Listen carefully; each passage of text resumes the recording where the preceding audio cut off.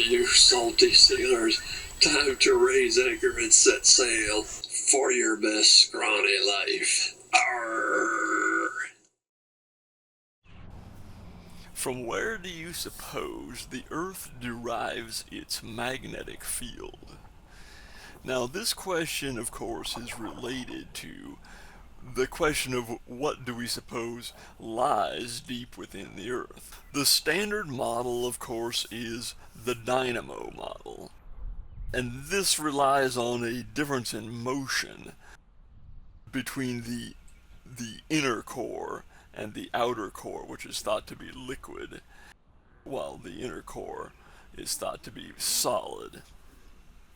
And there are good reasons why this is the standard model, the generally accepted model.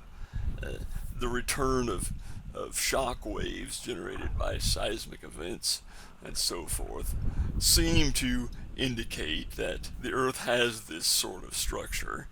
And for instance, the planet Mars, which doesn't have much of a magnetic field, is thought to have solidified, to have fully cooled off and have no liquid material within it. But of course these are based on more assumptions about how planets form and so forth. There are several seemingly valid criticisms of the accretion disk model of planetary formation, and perhaps we could ask if the mass of the planet distorts space-time in such a way as to produce the effect, the force we call gravity, perhaps through some unknown effect the space-time distortion came first and the accretion of the planet came second, or followed as a result. But nevertheless, there are good reasons why the standard model is the standard model. And it is based on three main assumptions. That is that pressure increases continually with depth, temperature increases continually with depth, and thirdly that the inner and outer core are composed mainly of electrically conductive materials such as iron and nickel and so forth. Heavy metals. Interject a Bill and Ted style guitar riff there if you so desire. Maybe it's all gold. Maybe the inner core of the Earth is all gold and platinum. So keep those three assumptions in mind. We're going to look at, there's sort of a secondary standard model that we'll look at here quickly, but for now, just keep in mind temperature and pressure increasing continually as you travel from the surface inward, and largely electrically conductive metallic materials making up the core. Before we dive into that secondary model, let's just take a minute to explain what we're talking about. The Earth's magnetic field is a dipole, an axial dipole magnet. So it has a toroidal, donut type of shape, beginning at the South Pole and returning through the North Pole. And to form this electrically, from electric current, you would have to have a ring current. So that secondary theory is that turbulence in the outer core creates these ring currents in series. They add up to a ring current encircling the entire Earth and therefore produces this particular shape of our magnetic field. Now, not having studied this in full detail, I do, however, have my doubts if a magnetic field can be distorted in the way that is required for turbulence to induce a ring current, bearing in mind that what we call the magnetic force is really the electric force in a different frame of reference. So it seems to me the more a magnetic field is distorted, the length contraction and so forth becomes affected, and the more it will just tend to simply collapse that frame of reference. Otherwise, it seems like we're asking turbulence to organize things in a specific way that it's probably not actually capable of doing, at least by its usual definition. Granted that given the assumption of this continual temperature gradient from the mantle to the inner core, there would be a overall predictable cycling of from hot to cool that may organize things in a specific way, a sort of spherical convection. But I'm not really sure how that produces a ring current. The question asked a different way could be, why do charged particles traveling from the sun toward the Earth feel a force? But let's return to our three assumptions.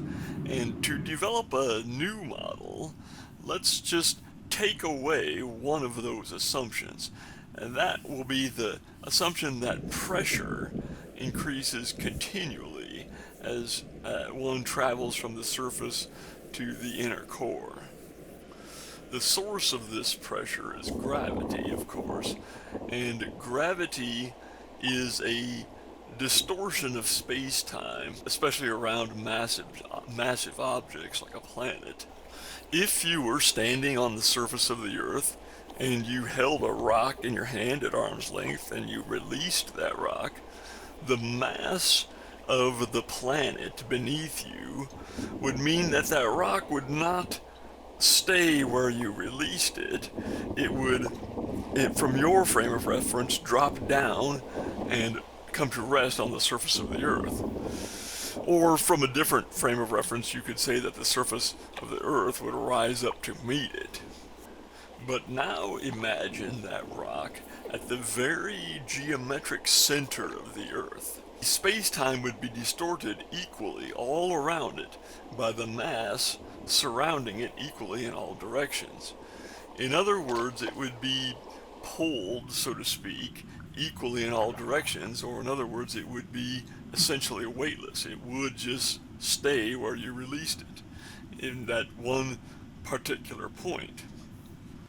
The densest rock in Earth would not be at the very center, but would exist in a sphere surrounding the center about, let's say, halfway to 2/3 of the way down.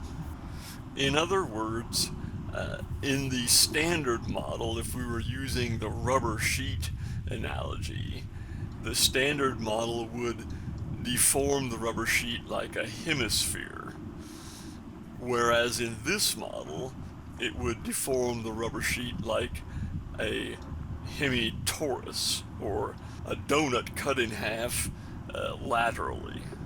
Now, that sphere of densest material could be liquid metals, or could be surrounded by liquid metals. Those two remaining assumptions are still in place, and that could be enough to produce a dynamo effect and generate a magnetic field that way.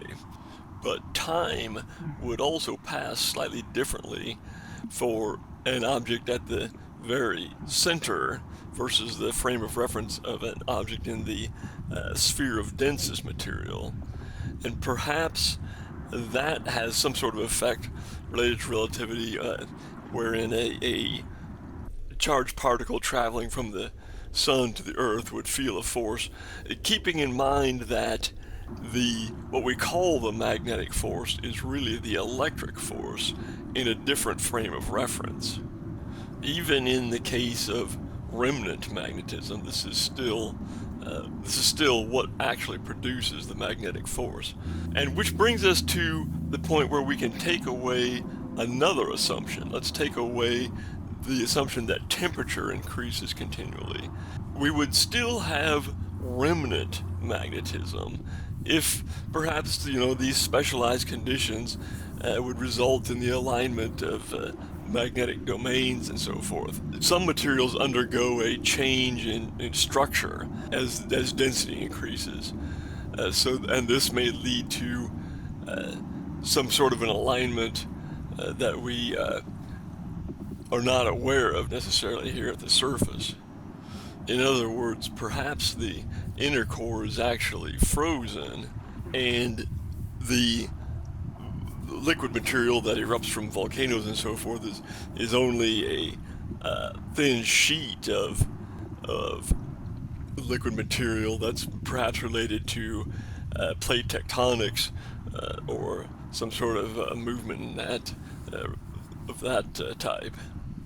But the Earth's rotation within the magnetic field of the sun may align magnetic domains and so forth, material deep within the Earth, such as to produce the magnetic field through remnant magnetism or permanent magnetism. So that leaves us with only the assumption that there are electrically conductive metallic materials deep within the Earth predominantly. And I don't see a way to take that away and still have a magnetic field. But perhaps free electrons in these metallic materials are attracted to the sunward side by gravity, or perhaps by an induced positive charge from the sun. But the rotation of the Earth sort of turns this into a ring current. Now, keeping in mind that there is a difference between electron drift and the actual movement of charge, which we would call a current. Perhaps it's really just as simple as something like that. At any rate, you can see the fun that I have just letting my mind wander when I have the opportunity to let it do so. On these sorts of topics. And if you can substantiate or disprove any of these models, feel free to comment. Much of what I've said here is just simply what seems to me the way things ought to be. But of course, that is easily disproven with additional information in many cases. Our mystery plant for this episode is an invasive species, Rubus parvifolius, the small-leaved bramble. The best way of explaining what it is perhaps to explain what it isn't. Here we see the common Allegheny blackberry. Notice the larger and pointed leaves. And here we have the common black raspberry. Again, those leaf clusters of 3 and 5. The fruit is of both of these plants, the blackberry and the black raspberry, are black when they're mature. And notice again the pointed leaves with the black raspberry, the more rounded leaf with the Australian raspberry, and the fruit is red when mature, as in contrast to being black when mature with the two native species we previously looked at. The leaves are smaller, they're rounded, sometimes lobed, and like the other two, they usually come in pinnate clusters of 3 and 5. So you will want to be careful not to confuse these with poison ivy. But the leaves tend to be more rounded than any of those plants. It is rare in the state. It's not a severe invasive. It's native to Australia, China, and Japan. The berries are edible, and they're rather good. They're similar to black raspberries. I only know of it from 2 areas near Des Moines, both of which are old mine pits. So possibly where it does become established in large thickets like this, it perhaps tolerates degraded and poor soils better than the native blackberry and black raspberry. You'll notice that first set of bracts below the fruit is different than the 2 native species as well, a little bit larger.